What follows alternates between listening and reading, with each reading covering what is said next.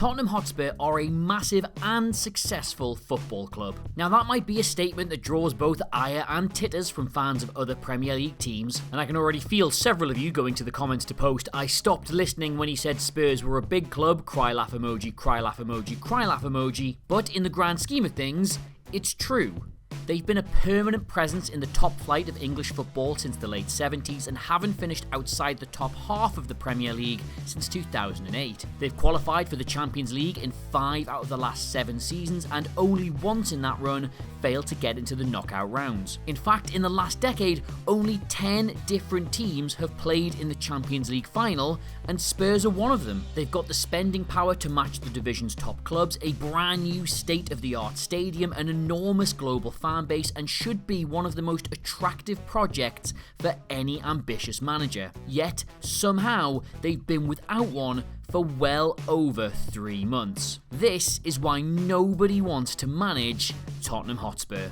It's Daniel Levy. And that's it, that's the end of the video. Please do subscribe to FourFourTwo if you haven't already, and alright, fine, I'll do it properly. The appointment of Mauricio Pochettino at Chelsea was perhaps as significant for Tottenham as it was for their London rivals. Not because Spurs were ever considering a reunion with their former manager, those reports have long since been rubbished, but because even a club as seemingly dysfunctional and directionless as Chelsea had been able to simply go out and get a top manager. A cursory glance at the league table would imply that the problems at Stamford Bridge are considerably worse than those at the Tottenham Hotspur Stadium, but the truth is that behind the scenes, there is more confusion, more disarray, and more uncertainty. And it's thus an environment that managerial candidates are finding repellent. Early talks with Julien Nagelsmann broke down, only for the club to then begin immediately briefing that they weren't actually interested in him. A curious claim, given they had already approached him twice before this. Firstly, before bringing in Jose Mourinho, and secondly, when he turned down the job to move to Bayern. Precisely who ended these talks we'll likely never know, but the club's transparent attempt to get ahead of the story certainly implies it wasn't wholly their decision. Then there was Arne Slot. The Feyenoord manager was publicly courted by the club in a very "look at us go, this is who we really want, watch us get him" PR move, only to then see him equally publicly sign a new deal with Feyenoord and announce how committed he was to that project. Reports emerging subsequently that he may even have entertained Tottenham's interest purely to strengthen his negotiating power for a new contract. A club the stature of Tottenham Hotspur should have managers knocking their door down for this job, but right now they can't even seem to get a text back.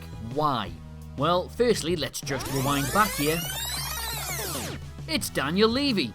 On March the 26th, 2023, Antonio Conte was relieved of his duties as Spurs head coach following the comments he made in the wake of a simply staggering late collapse at bottom of the table Southampton. The club has the responsibility for the transfer market. And the players? Where are the players? 20 years there is the owner and they never won something. But why? The fault is only for the club. The point he was making in a roundabout way was that after 2 transfer windows he still didn't have the players he wanted. Conte famously likes his teams to play with a pragmatism and a directness that requires a very particular profile of footballer. Tottenham were neither blessed with that kind of player when he arrived, nor was Levy willing to alter his recruitment strategy to bring more of them in. Pedro Porro and Yves Bissouma were loose fits for Conte's system, but their biggest acquisition of that summer, the £50 million plus spent on bringing Richarlison over from Everton, could not have been more counterproductive if it had tried to be. The Brazilian started a meagre 7 league games under the Italian without scoring a single goal. His was a transfer like so many in the past that seemed to be directly at odds with either the stylistic or philosophical approach of the man ultimately tasked with managing them. Sergio Reguilon and Brian Gil, for example, were signed during Nuno Espirito Santo's short tenure,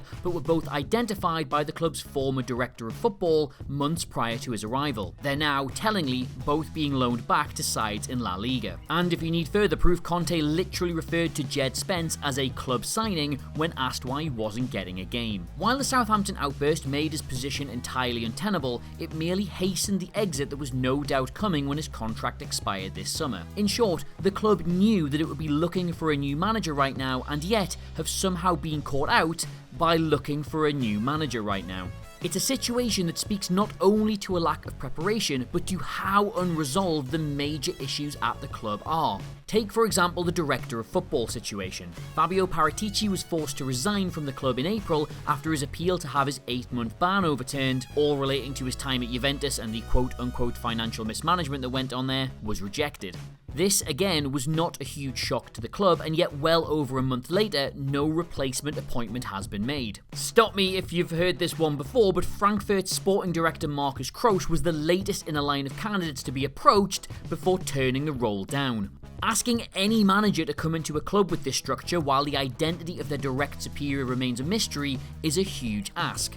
But it's on the field uncertainty that's no doubt the bigger issue here. Spurs were staggeringly dependent on Harry Kane this past season, with their captain contributing 37 goals across the campaign and nearly half of all their goals in the league. While Harry Kane is good at goals isn't anything new, the fact that he needed to overperform his XG by nearly 10 illustrates that this was a frankly superhuman season, and had a mere mortal been on the receiving end of those chances, Tottenham could have finished significantly lower than the already disappointing 8th. At 29, there's every chance he can continue to be that lethal next season, but his contract situation is an enormous worry. It expires in 12 short months, and with no renewal on the horizon, Tottenham face an era-defining decision of whether to sell him now while he still commands a substantial transfer fee, or allow him to leave for nothing. There is an entire video in this on its own, but as far as it relates to this one, it's just another seismic question mark hanging over a club that any new manager would want resolved. And then there's the rest of the squad.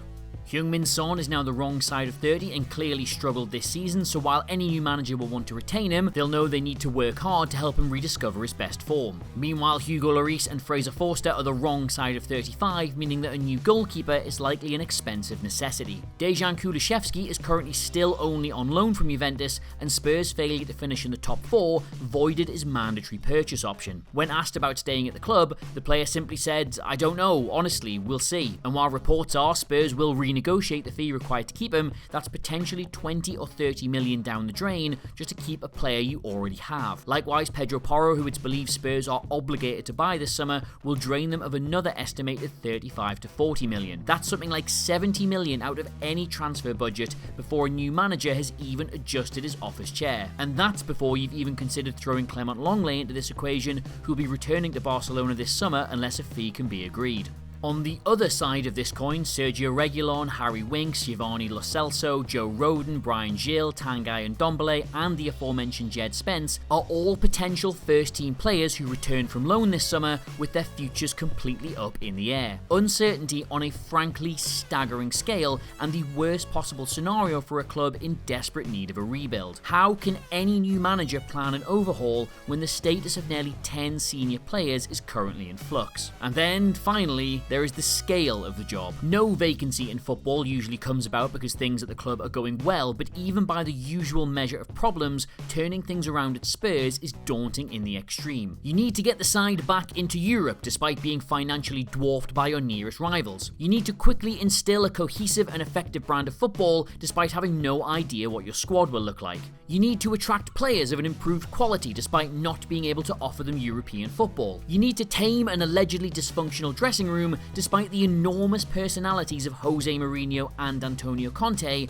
not being enough to do so. And worst of all, you need to command the respect of a board, of a squad, and of a fan base despite the very public rejections of other candidates immediately marking you out as nobody's first choice. If that last one doesn't sound as significant, keep in mind it's precisely what happened to Nuno Espirito Santo just 2 short summers ago. The fact that we can point to a glaring example in the club's own very recent history, though, does show that all of these problems pale in insignificance next to their root cause: glaring mismanagement and a shocking lack of forward planning from the very top down. Ultimately, teams do play badly, managers will get sacked, players lose form and move away. These are all things that impact every club in the world, but the real measure is how well they're anticipated and how effectively they're addressed. Spurs, despite the incredible resources at their disposal, have spent their last few years doing neither, and until they address that themselves, there won't be a single manager worth appointing who'll be willing to come in